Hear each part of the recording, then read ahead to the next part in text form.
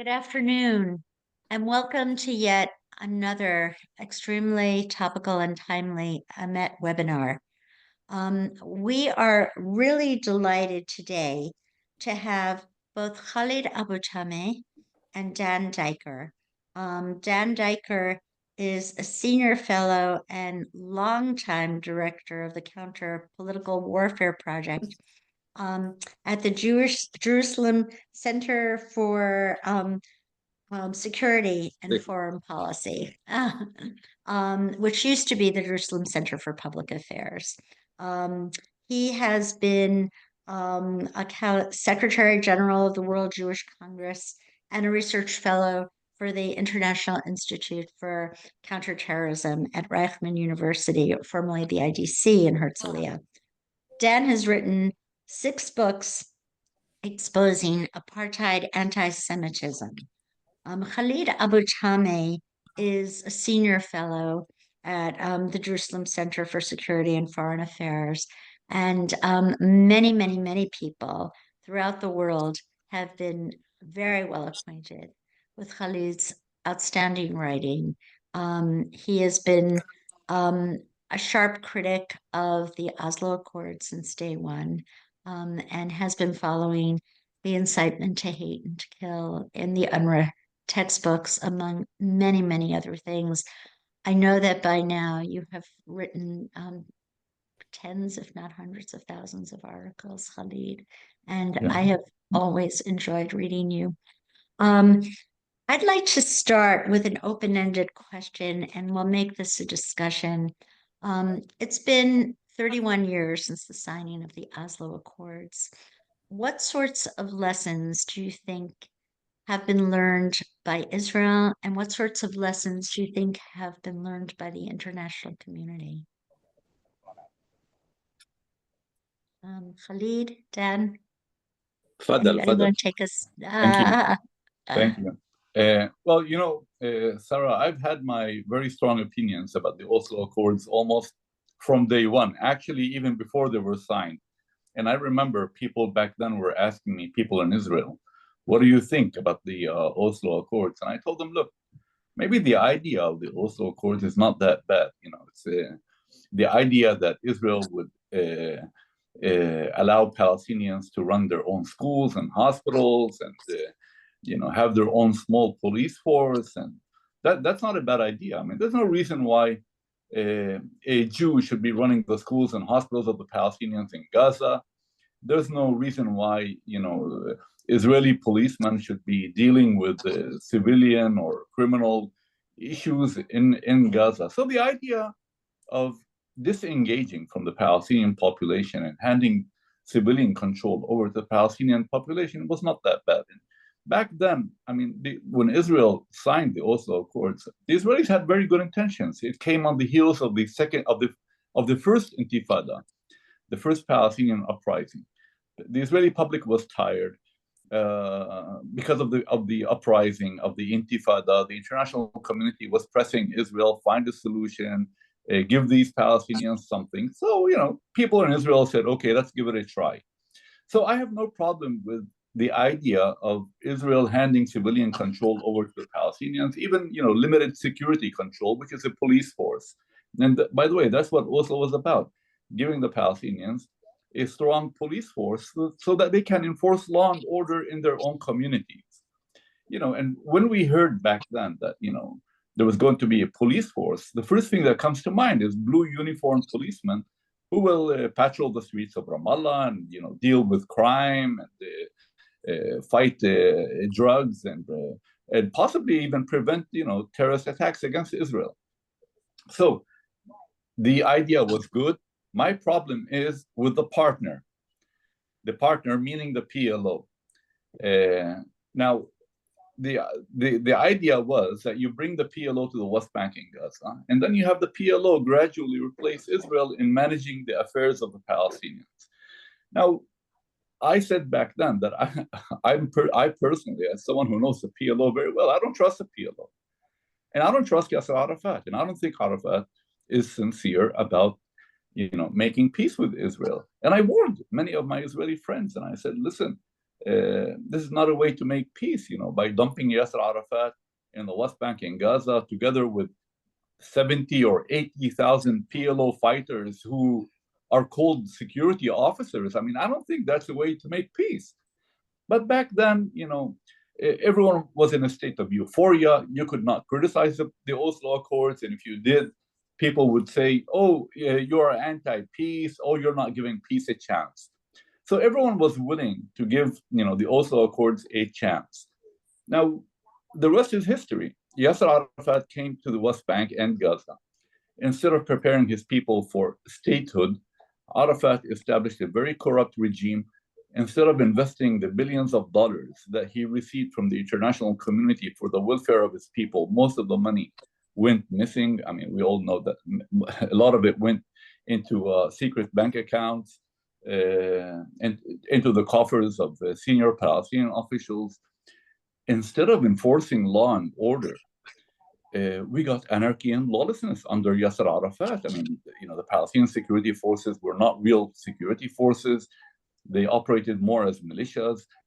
And more importantly, we did not see Yasser Arafat and the PLO fight terrorism. On the contrary, under Yasser Arafat and the PLO, after the Oslo Accords, Hamas, Islamic Jihad, and all these groups became even stronger. Okay, there was a time when he pretended that he was cracking down on them, but it was a revolving door policy. He would arrest a senior Hamas official in the morning, and in the evening, we would go and interview that same official at his home at night. So, it was a farce. Now, here's my problem, and here's where, as a journalist, with the international community and even with the Israeli governments. People did not want to pay attention to what was happening. They did not want to pay attention to the widespread corruption under the Palestinian Authority. They did not want to pay attention to the anarchy and lawlessness that we got under the Palestinian Authority. I, as a journalist, by the way, when I tried to pitch to some of my foreign colleagues stories about corruption in the Palestinian Authority, and we're talking about 94, 95, 96, they did not want to listen. When I try to tell them that the situation is very dangerous and, there's anarchy and lawlessness in the Palestinian territories, they did not want to listen. And what was I saying back then? I was saying that this corruption and this lawlessness and anarchy will embolden Hamas. It will eventually bring Hamas to power. And we saw what happened in 2006.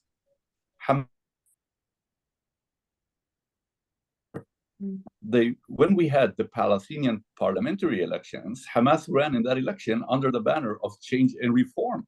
They knew exactly what the Palestinians were talking about. Now, has Israel and the international community learned from their mistakes? No. We are continuing to deal with the same Palestinian Authority leadership. They haven't changed. And these people cannot be revitalized or reformed. What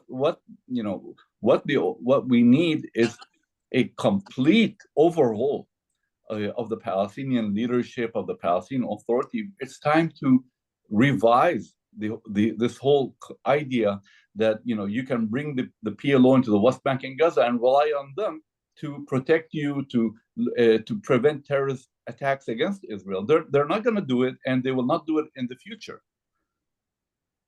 So, Dan, earlier this morning, we were talking about what I call the supreme failure of the imagination of the State Department that always goes back to the same old failed paradigm, quoting the adage from Albert Einstein is about failure, although it's probably wrongfully attributed to Albert Einstein, where they're talking about right now, at least under President Biden, re-energizing the Palestinian Authority and resurrecting them and bringing them to power in Gaza. Dan and Khaled, what are your thoughts about this? Well, first of all, Sarah, just as an introductory comment, the annual Emet dinner last night, Rays of Light in Against the Darkness, just a superb moment in all of our lives, I think. And I think that I have a two-word takeaway. It's called moral clarity. And moral clarity was the main idea of Representative Stefanik, the incoming UN ambassador, the United States ambassador to the United Nations. And I can tell you that for me, it was such a reassuring moment last night at the Grand Hyatt Hotel in Washington, D.C., to hear the term moral clarity used again and again and again. When I wrote my doctorate on the Palestinian national movement and the West, I wrote it based on a desperate need on my own part for additional moral clarity. And I was advised, the thesis was, how is it that the Palestinian national movement and the PLO under Yasser Arafat, as Khaled mentioned just now, co-opted the Western discourse?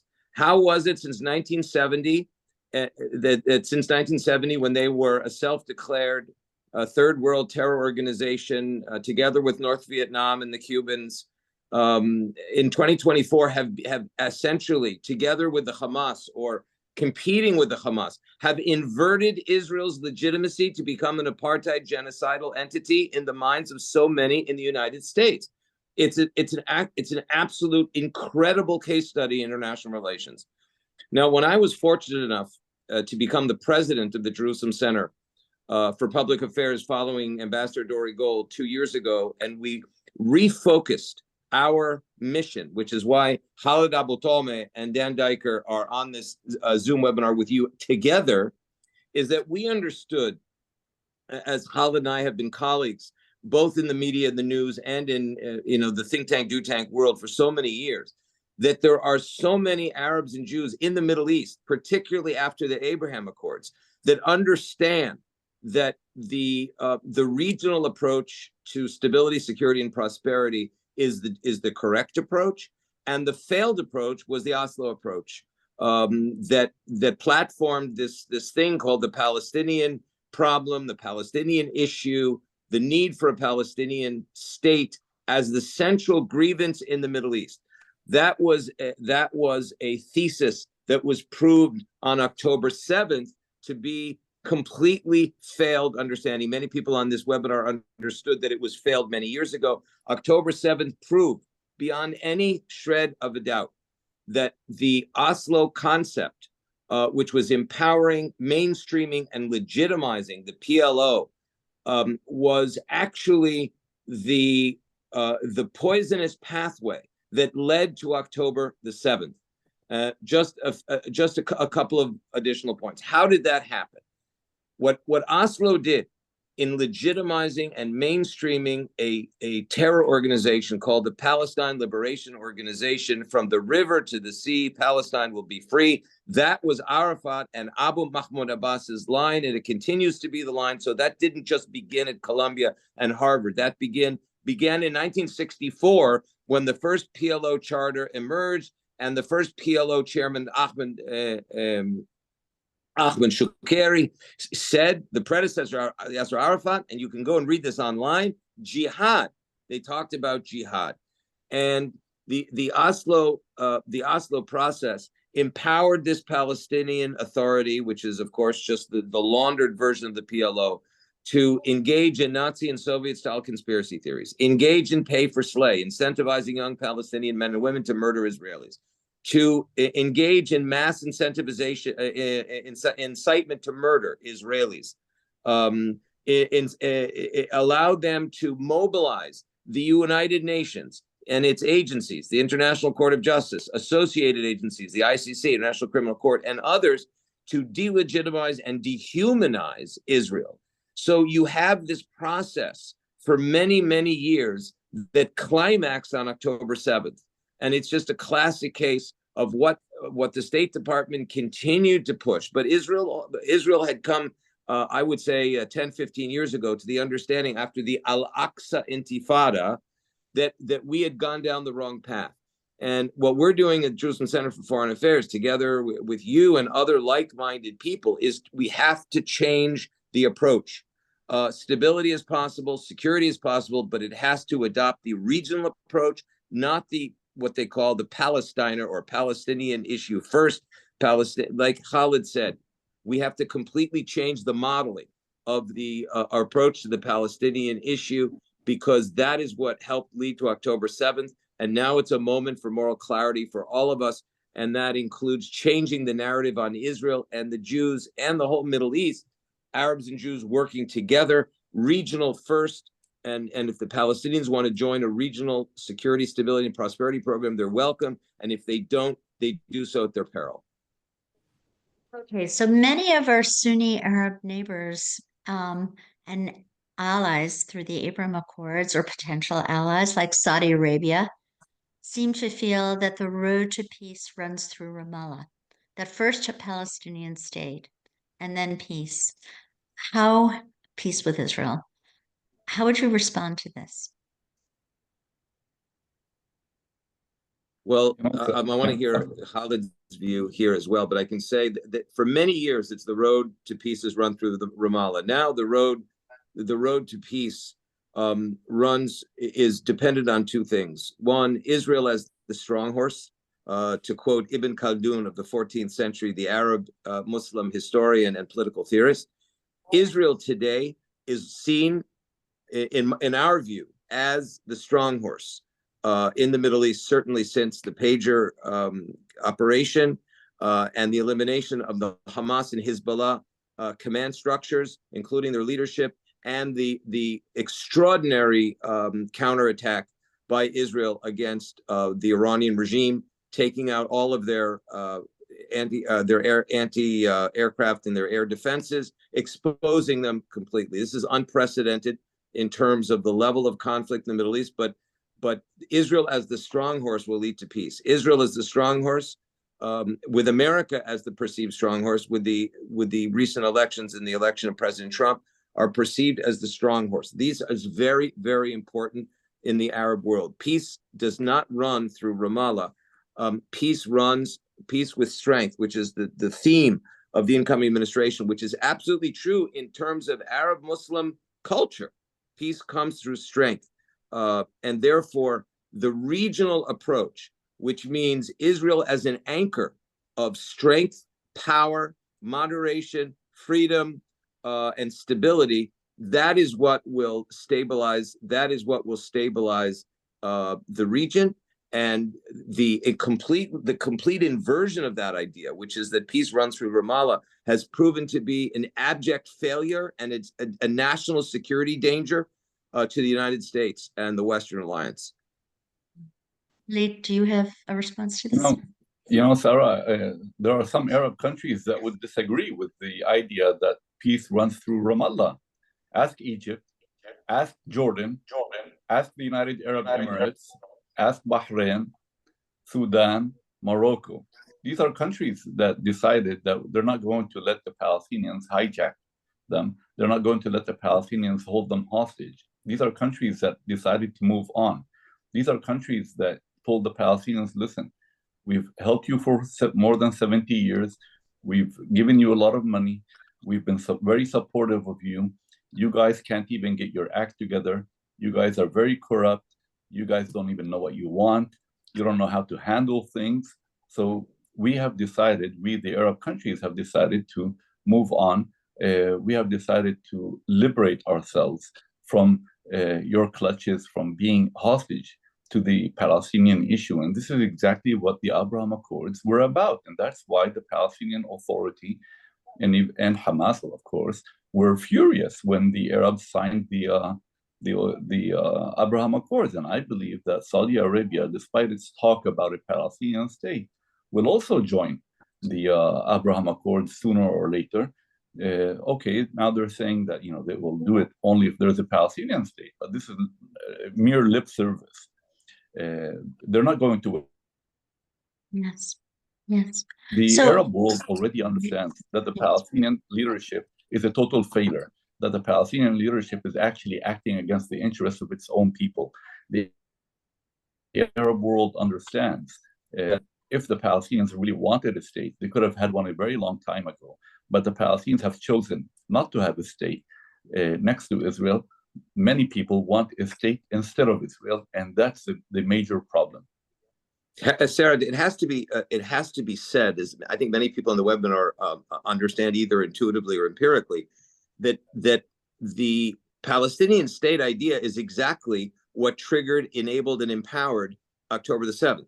Because as Khaled and I have talked about so many times, Gaza was a state. Gaza was a state with complete control of Hamas politically, civically, militarily, in terms of its terror and total control over this what could have been Monaco on the Mediterranean, which became hell on the high seas, the largest terror network underground in the history of modern politics. I mean, it's just extraordinary to see an underground terror metro system, 500 kilometers of terror metro system, and it came from a state where Israel had given up its ability to defend itself. It did not have intelligence capabilities inside of Gaza. It withdrew, as we know, all of our civilians and who had been there for decades, as well as all of our security capabilities. The possibility of an additional Palestinian state in Judea and Samaria is a perfect pathway towards the next October 7th. And therefore, we have to move right now from what has been known as diplomacy-based security to security-based diplomacy, meaning anything that Israel will do. And this is where we need the partnership and the understanding and the full support unconditionally of the United States government, is that Israel's need for defensible borders will determine the constraints and the possibilities that we can pursue in terms of solving any of the conflicts in front of us. Where Israel was going to have to have a buffer zone in southern Lebanon with control of land. We're going to have a buffer zone in northern Gaza, and we're going to have to continue to control the high tops, what they call Gav Hahar, or the Judean Samarian hilltop that overlook Ben Gurion Airport, overlook our major infrastructure, overlook our major highways, because right now we are porous and able to be penetrated from six different countries and in three or four different directions. Right, right. What a lot of the American public fails to understand is, first of all, they're projecting our own values onto the Muslim and the Islamic world. They're projecting the map of the United States onto Israel, and they don't understand that Israel needs defensible borders to survive. Qalqilia is just a few miles from Ben Gurion Airport. Just one missile into Ben Gurion Airport could shut down the airport and all air transport, and isolate the state of Israel. So, it's not that we are Gushamnim types, that we think soil is holy. We think lives are holy. We want to protect lives. And I think the best way to protect both Palestinian, Jewish, Israeli, Arab, any kind of life is through strength. Otherwise, these children are going to be sacrificed over and over and over again. These poor children are going to be exploited. Now, Dan, you've done a tremendous amount of research about what's been going on in the college campuses in America. And if we can talk a little bit about that, how do we undo 31 years of propaganda that Israel is this satanic occupying force, and that the best thing is an intifada to shake off Israeli rule, and now it's from the river to the sea. So how do we undo all these years of propaganda? It's gonna be a long haul, and it's, as Shabbos Kestenbaum said last night as he received the one of the recipients of last night Emet Award. He said it's going to get worse before it gets better. And as a fellow Harvard graduate, I would submit that Shabbos is correct. That what has happened here, and thank you for noting the extensive research we did. I can tell you, in 2018, ages and ages ago, right? We produced a study which our viewers can find online, called Students for Justice in Palestine Unmasked. And nobody knew who the heck are Students for Justice in Palestine. And when you dug a little bit, and you can see this then, it really forecasted well as exactly what was happening today, because the major atrocity was not only October the 7th, it was on October the 8th. And because on October the 8th, Students for Justice in Palestine, well-planned, well-organized, for decades, funded originally from nowhere else but Ramallah. And in fact, if you look back, the effort that led to Students in Justice in Palestine's power, and they went national in 2010. So they've been around for almost 15 years. Nationally, they've been around for an additional 10 to 12 years before that. But if you remember, people were not paying attention back in 2004, 20 years ago. We were willfully blind to the PACB, Palestinian Academic and Cultural Boycott of Israel. People were not paying attention. PACB continues to be based in Ramallah and includes as its membership the Hamas. I just said the Hamas on a BDS, on a Palestinian boycott committee, the Palestinian Islamic Jihad, the PFLP, the Popular Front for the Liberation of Palestine, the Democratic Front for the Liberation of Palestine, as well as the Fatah. And Marwan Barghouti was the head, until he went to jail for murder, was the head of something called PNIF, the Palestinian Islamic and National Forces, or National and Islamic Forces. These were all part of the boycott movement that resulted in Students for Justice in Palestine. And the Students for Justice in Palestine were the descendants of American Muslims for Palestine that was rooted all the way back in the worst terror financing case in American history, the Holy Land Foundation case, a multi-million-dollar terror financing case that was run by Abu Marzouk, a Hamas operative, a senior Hamas operative who is still around, alive and well and kicking between Gaza and other places. And this is how our campuses became overtaken by Hamas. The campuses today have become Hamas encampments, headquarters for pro-Hamas, pro-Hezbollah, and even pro-ISIS sentiments. And that's when Shabbos Kestenbaum said at your dinner that for the first time you had this horrendous display of virulent anti-Semitism outside of Hillel, that said Zionists are not welcome on the Harvard campus. That was the ultimate, until now, the success of Students for Justice in Palestine, a pro-Hamas jihadi organization. And this is the major challenge of our campuses today, is to neutralize and clear out these pro-Hamas. They're not pro-Palestinian. They're pro-jihad organizations. And as Khaled said, because Khaled has visited so many campuses, and Khaled, maybe you can weigh in on this, on this disconnect. There's nothing pro-Palestinian about Students for Justice in Palestine. Sarah, I mean, if you look it up on Google, you will see that back in 2009, after a tour of several campuses in the US, I wrote an article. It appeared on the Gatestone website.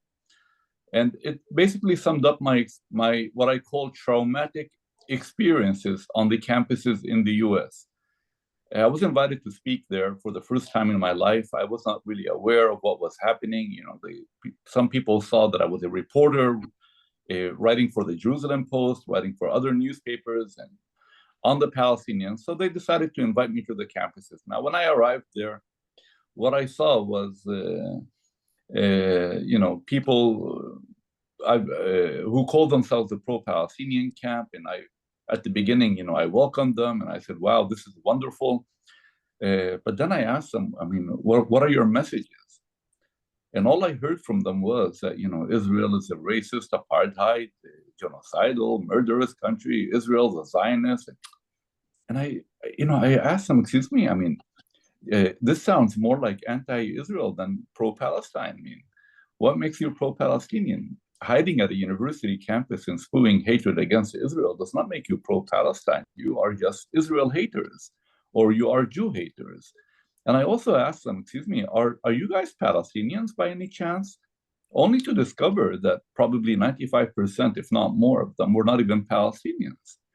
So what I saw on the campuses back then was very disturbing, and we're talking about 2009. And I concluded my article by saying I would not be surprised if the next generation of jihadis graduate from universities in the U.S. I was basically saying that Hamas and Islamic Jihad and Al Qaeda and ISIS are already on the campuses. And the irony is that I feel safer being in Ramallah than I do at the University of Michigan or other campuses, because I go to Ramallah, I go to Bethlehem, I work there, but no one threatens me. I mean, okay, I receive criticism, but what I saw on the campuses is very dangerous. I felt physically threatened at the campuses. And if someone invites me now to come back to these campuses, I'm going to say, no, thank you. I'd rather be, with the PLO and Hamas. So I think this is a U.S. issue. This is something that people here in the U.S. need to address. What is happening? Who's funding this anti-Israel or anti-Semitic campaign on the campuses? And there's also a total disconnect, by the way, between these so-called pro-Palestinian groups and the Palestinian population. 3 weeks ago, I was in Bethlehem with a group of reporters from the U.S. And we walked in, they asked me, they saw a supermarket, and they asked me, can we walk into the supermarket just to look around? And the reporters, some of whom know Hebrew, they were shocked by the number of Israeli products on the shelves. And they asked me, I mean, what investment in sanction movement? Are they aware of this? And I said, I don't know, but you guys can take pictures and show them that, even in Bethlehem, people are not boycotting Israel. So these are issues that we really need to highlight. These are issues we need to bring to the attention. I told these so-called pro-Palestinian people, by the way, I don't even like this term pro-Palestinian. I call them Jew haters or anti-Israel people. I told them, listen, if you really want to help the Palestinians, as you claim you do, I have a number of ideas for you, suggestions. And they asked me, like what? I said, well, you can come to Gaza and defend the rights of women and gay people living under Hamas. That's called being pro-Palestinian. Or you can come to Ramallah and defend journalists and human rights activists and political activists who are being persecuted and imprisoned and even killed by the PLO, the Palestinian Authority. Why don't you, instead of sitting at a university campus and calling for boycotts and divestment and sanctions, why don't you try to invite Jews and Arabs to your campus to try to narrow the gap between them, to try to promote peace and positive things, instead of, chanting the free Palestine and from the river to the sea. The first time, by the way, I heard this chant of from the river to the sea, Palestine will be free, was when I visited Canada. I was invited to speak at a campus in Canada. And when I walked in, I mean, some people, by the way, masked people with the kafia, which reminded me, I covered 2 Palestinian intifadas, and I saw all these masked men. So when I walked into the campus, I mean, there were these people, masked men, chanting, from the river to the sea, Palestine will be free. And I walked up to them and I asked them, excuse me, are you from Hamas? And they asked me no, or they told me no. Why are you asking? I told them, well, this is Hamas's slogan. They said, how do you know? I told them, well, I was sitting at the press conference in 2008 when Hamas was established. And this is what the Sheikh Ahmad Yassin and Ismail Haniya and Mahmoud al-Zahar back then said. We want to liberate Palestine from the river to the sea, from the Jordan River to the Mediterranean Sea. And these people, I mean, I call them idiots, by the way. Some of them did not really know.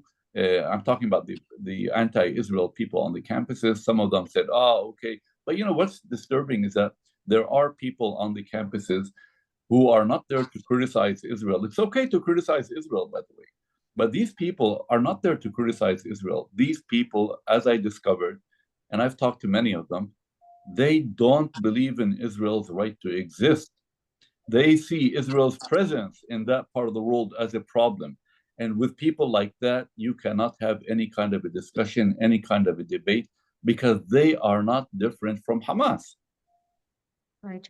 Sarah, the key It, here, okay. I just wanted to put an exclamation point. The key here for Emet and for the Jerusalem Center for Security and Foreign Affairs is to bring the truth to the Jewish students on campus, to strengthen the Jewish students on campus by bringing, Khaled and I and our other team. We have Dalia Ziada and Hussein Abu Bakr Mansour, who's also a dear friend and colleague of yours, having worked for many years, and it's good that we all work together to meet with Jewish students and to disrupt the lies, deconstruct the deceptions, and then replant the truth about the Palestinians and the leadership and the Middle East.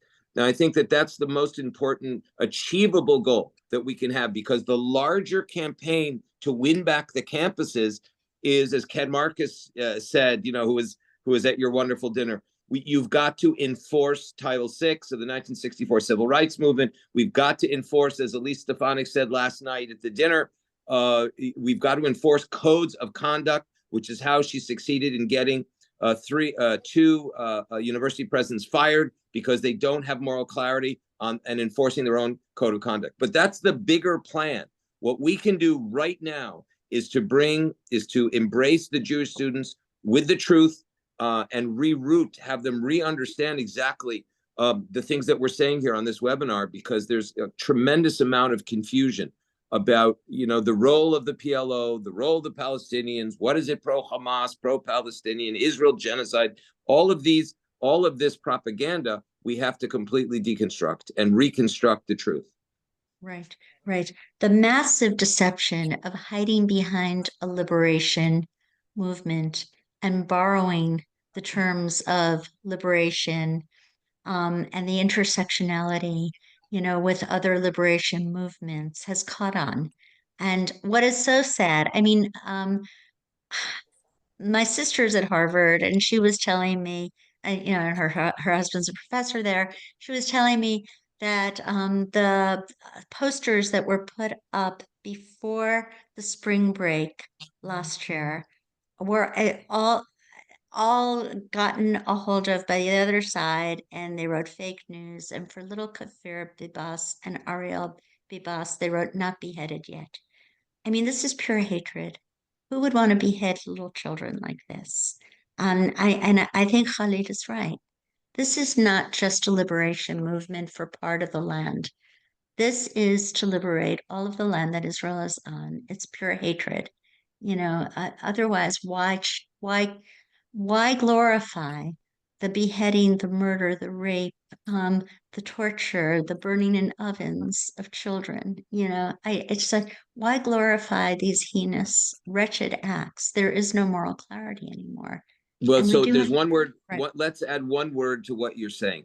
How can we witness the Hamas and, by the way, the Palestinian Authority and PLO glorification, because the polling numbers show in the West Bank, Judea and Samaria, tremendous support and glorification of the October 7th massacres in the name of Al-Aqsa. That's very important. We learned a moral lesson on October 7th that, in contrast to what so many Israelis and so many Americans hoped was a political, territorially driven conflict, it is a religiously and ideologically driven conflict by the other side. So they're beheading children in the name of Allahu Akbar. They're beheading and raping women in the name of their understanding or their misunderstanding of Islam. And therefore, this is a lesson learned on October the 7th, which we have to incorporate, because remember, where does Al-Aqsa flood come from? The word flood was also adopted from ISIS in Mosul in Iraq, when Abu Bakr talked about the Islamic flood, and they took the biblical story of the flood and basically repurposed it, saying that the world would have to be destroyed and the Noah's Ark would include Islam and the Islamic truth, and therefore in the new world it would be submission to Islam. That was the use already in 2008 of the word flood in the ISIS context. Sinwar, as Khaled pointed out to me the other day, sees himself as much larger than al-Baghdadi. He sees himself as Salah ad-Din. He sees himself as the savior of Islam and the victor over the Zionist Crusader alliance. So this in the end reflects the convergence of Osama bin Laden and Sinwar and the Sunni and the Shia version of radical Islam's victory over the so-called Zionist Crusader alliance. That we learned on October 7th, and that we have to readjust in order to fight and defeat. Wonderful, wonderful. A lot of questions have come in. We're kind of at a hard stop right now because Dan and Khaled have another appointment, and I really apologize if we didn't get to many of these wonderful questions. Maybe I will forward some of them onto you. So please, next week, I think we are going to take a break for Thanksgiving.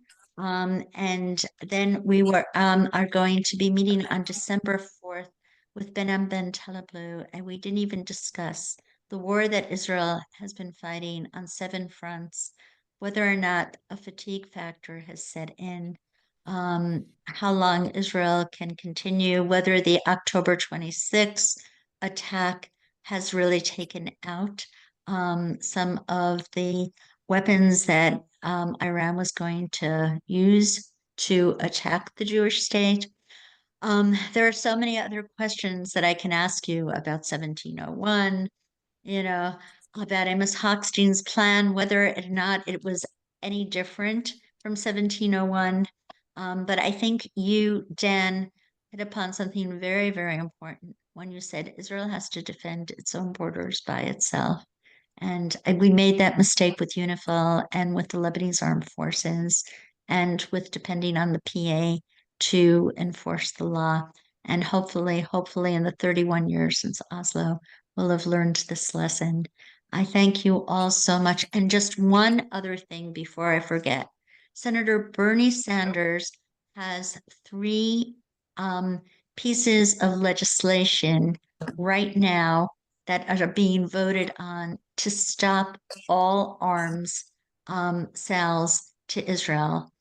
I think one of my senators, Chris Van Hollen, is voting for this. I think it's very important that everybody call their senator's office at 202-224-3121 and say that you are totally against these moves to eliminate all arms sales to Israel. Thank you. Thank you very much. Israel needs this for their survival. This is an existential war. We're in the middle of fighting right now. Absolutely. Okay, thank you so much. Thank you. They're very well. People are very welcome to take a look at our content, which we share with you openly, clearly in partnership at jcpa.org. You get on all these topics we've been discussing are really the really cutting edge analysis and recommendations. So we're delighted to work with Ahmed and your wonderful constituency in advancing peace and security for all peoples of the region. And we're equally delighted and honored to work with you, Dan and Khaled. Okay, we'll see.